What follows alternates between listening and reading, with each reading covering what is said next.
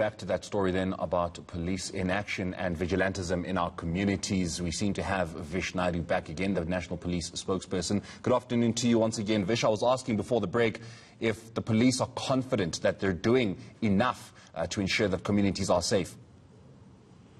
Very good afternoon, Morena. Yes, thank you for this opportunity. Well, of course, we have a multitude of interventions in place. Remember, with areas that are affected by serious and violent crimes, including gender-based violence and femicide, aggravated robberies, house breakings, and so forth, we have put in civilization intervention programs in place with the view of achieving a normalization in those areas. But we're not working alone. We're working very closely with other departments. We're working closely with programs that we've initiated, like the Safer City Project or the Safer City Concept, the Religious Crime Prevention Program. So we're working with churches, with the traditional policing concept in areas that are more rural of nature. We're working with those rural areas and so forth. So it's not only the police that are working tirelessly to stabilize areas that are affected or plagued by these serious crimes. We are working in an integrated fashion. So I'm confident that there's been a lot of work put in, as far as addressing crime is concerned.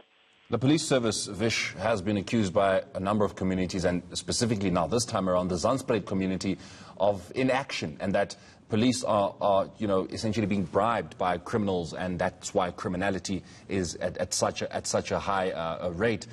What then is the SAPS doing about these stations that are seemingly being complained about? Well, let me just start with the Zandspruit area. That area was visited by the Minister and a very senior delegation of the South African Police Service. There has been an assessment done there. The Minister has been very vocal where he came out and said that the police had dropped the ball there. Of course, there's definitely an investigation going on. We're not going to deny that in some areas, police are displaying ineptness, lack of attitude towards delivering the desired service to the communities. But of course, in areas there are lots of good work being done.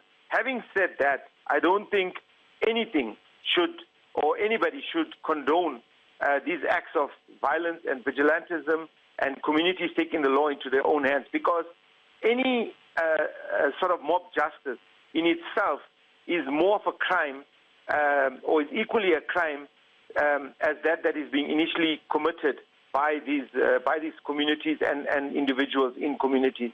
So we shouldn't be condoning this. It should be actually condemned in the strongest possible way.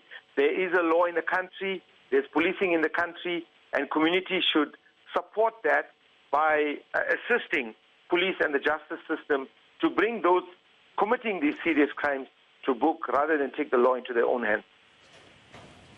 There is a belief in some communities as well that police are instead reactive rather than being proactive, and that situations like this can always be avoided if, the community is heard, the first couple of times they complain about situations that they're facing in their communities. Would you say that that the police service is more reactive, or do you feel, again, that instead you are stepping ahead of the situation before it gets out of hand?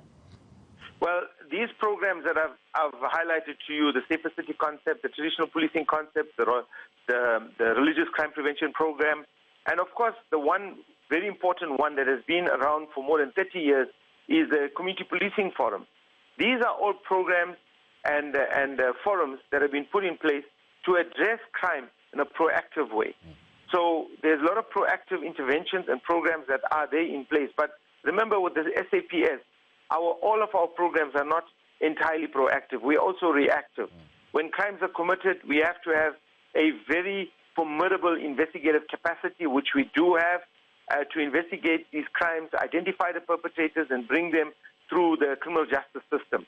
But of course, focusing more proactively is going to help us a great deal to reduce the workload of the investigative capacity that we have.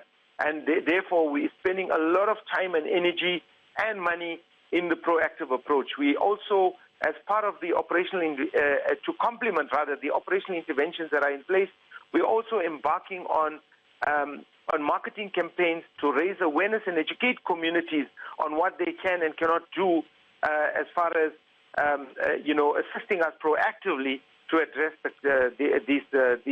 these crimes. So there is definitely a lot of proactive work being done. We were in conversation with Edin Nguni, who is the chairperson of the Mamelodi East Community Police Forum, and he was highlighting the lack of resources as one of the issues that policing forums and security personnel in many communities, especially Mamelodi East, are facing, and that is the reason why enough cannot be done to ensure that crime is dealt with in communities. Is that an actual issue, the matter of resources, and if so, is it being addressed? Well, resources has always been a problem for us as far as policing is concerned. Communities are growing rapidly, while the attrition levels in the police is also increasing. So you would have seen in the last 2 years and moving into this financial year, there's been a serious compensation cut, a budget cut as far as compensation budget is concerned. So that has always been a problem. But with the police undergoing a restructuring program now, the whole idea, the primary idea of the restructuring program is to move resources from a strategic framework level to a more localized policing framework level so that there can be more boots on the ground and there can be more visibility, higher visibility and so forth. But what we are really grateful for is the integrated approach in policing where SAPS together with your local traffic departments, the National Traffic Police, the Road Traffic Inspectorate, and of course with COVID-19 having affected us, the benefit of that as far as policing was concerned, we also had the Army assisting us in terms of show of force. So that you would have seen during especially the level 5, level 4, and level 3 phases of the lockdown period, we had drastic reduction of crime, as far as contact crimes and aggravated robberies and property-related crimes are concerned. So yes, resource, we can never say that our resource will be enough. The more we have, the better it is going to be for policing. But with all these other interventions that we have introduced, we are hoping for the enhancement of these interventions, the enhancement of cooperation from the different departments and the community-based organizations, the community individuals from communities and business and so forth.